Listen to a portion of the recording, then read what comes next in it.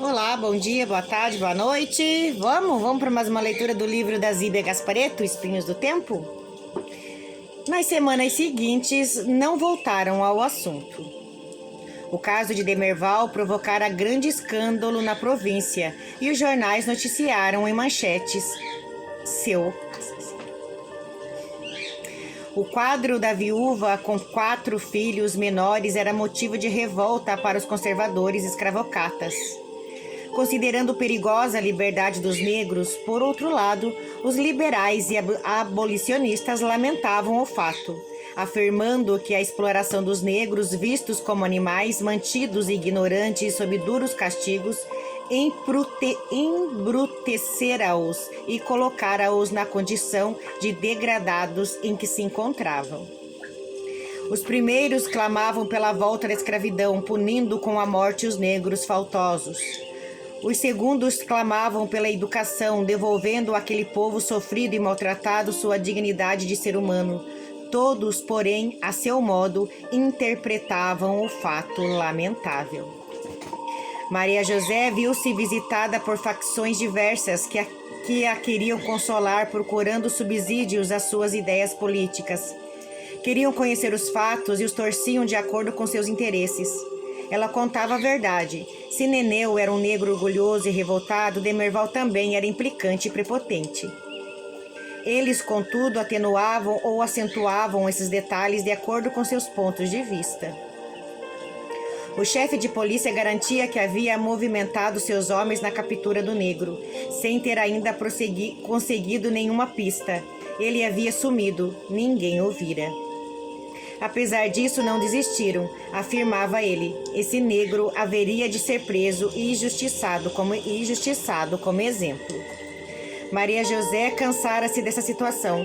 Com dificuldade, suportou a missa, o clima ostensivo de agressividade dos escravocatas revoltados com o fato e a séria postura dos abolicionistas chocados, porém convictos das suas ideias. Ela os fitava desconsolada. O que sabiam eles da sua dor? Sobre Demerval com seu gênio irracível, sobre Neneu, trabalhador fiel, orgulhoso e forte.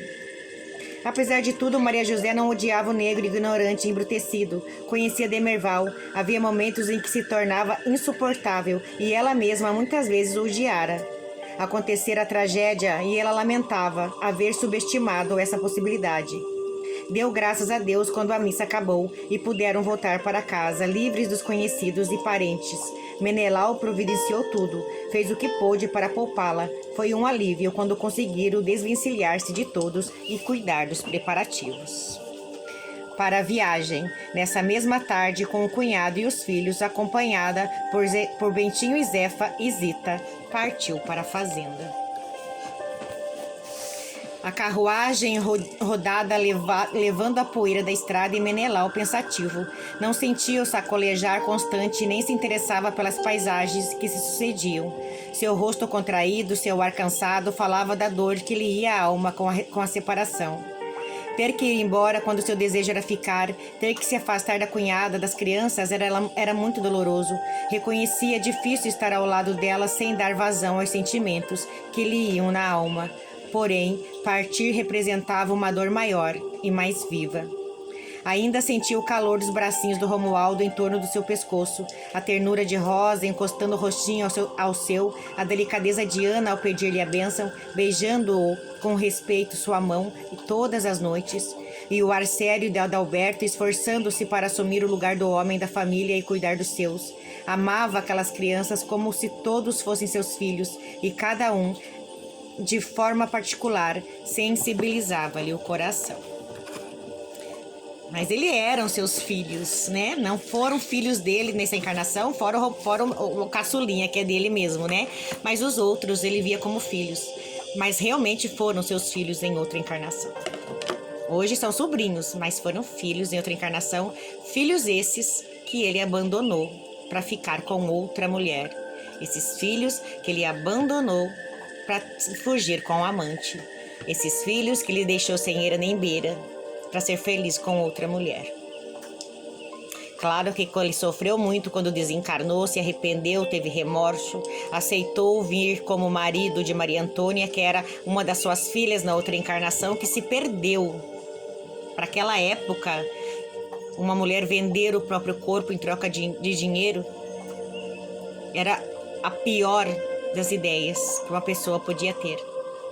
Hoje em dia isso é um trabalho, né? As pessoas veem isso como uma profissão, mas antigamente não. Antigamente era vergonhoso. E de Menelau, quando ele soube que a filha que ele abandonou se transformou numa prostituta, o remorso dele foi tão grande que ele decidiu vir como marido dela para protegê-la, guiá-la nos bons caminhos. E não está conseguindo, porque a revolta dela de ter vivido o que ela viveu em outra encarnação por causa do abandono do pai foi tão grande, tão intenso, tão traumático, que ela não consegue nessa encarnação se libertar do que ela fez em vidas passadas. E cabe a Menelau ajudá-la nessa missão de voltar para o caminho certo, para o caminho correto. Tá pensando em outras coisas que não seja sarau, que não seja festa, que não seja salões de festa, né? Ele não tá conseguindo, porque ele tá tratando ela como marido, ele deveria tratar ela como filho, como um pai, né? Mas ele tem tanto amor por os filhos da Maria José nessa encarnação, assim como eles têm muito amor por ele, porque foram realmente seus pais. Como vocês podem ver, Maria Antônia tem um profundo rancor dele sem saber. Ela não consegue amar ele, ela não consegue ficar na presença dele, ela não consegue nem conversar com ele. Tamanho é o rancor que ela traz dentro da alma dela. Mas os outros não.